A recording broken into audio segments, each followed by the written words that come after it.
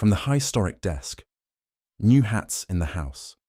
Runaway pneumatic tube system replaces Parliament with Haberdashery. Nation gripped by mild confusion. Surprising apathy. So get this. It's London. Late 19th century. Let's say 188 something. Who gives a shit?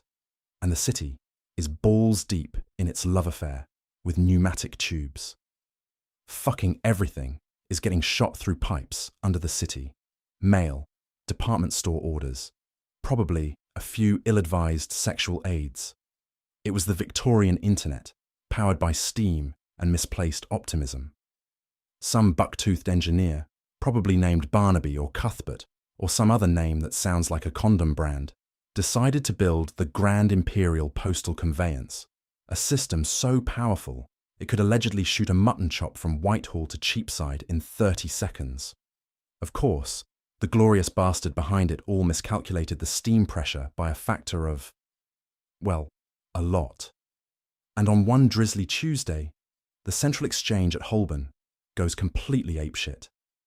Now, picture the scene in the House of Commons. William Gladstone is probably droning on about fiscal policy Aretha Soame, other topic guaranteed to shrink the balls of everyone present. The air is thick with farts and self-importance.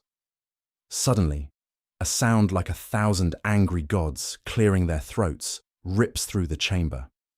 The pneumatic delivery ports, meant for politely delivering memos, burst open like cannon barrels. Instead of paper, they start vomiting hats, hundreds of them, top hats, bowler hats, hats for every occasion, rocketing into the chamber at lethal velocities.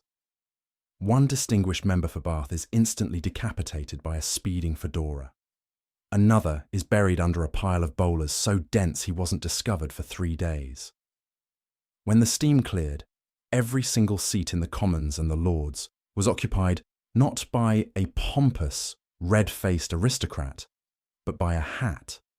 Just a hat. Here's the fucked up part. For the first few weeks, nobody really noticed a difference. The business of government continued. A clerk would stand up and say, "The Right Honourable Top Hat for Buckinghamshire has proposed a motion," and then the clerk would just decide what the hat's opinion was.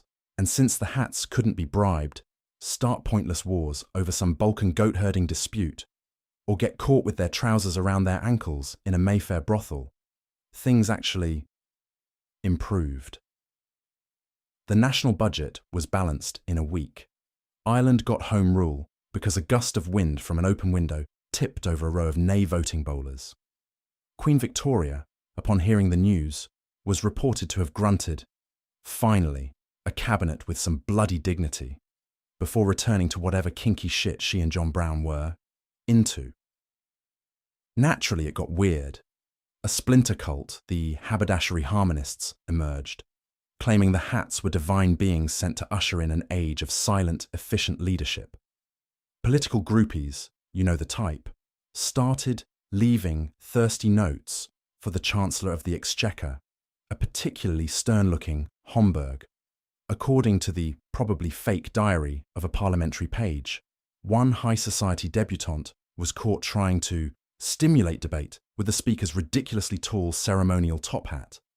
The whole affair came to a head during the Great Hat Crisis of 1889, when a maid accidentally dusted the Prime Minister, a refined silk topper, off his dispatch box and onto the floor. The nation held its breath for a tense 45 seconds before it was safely returned.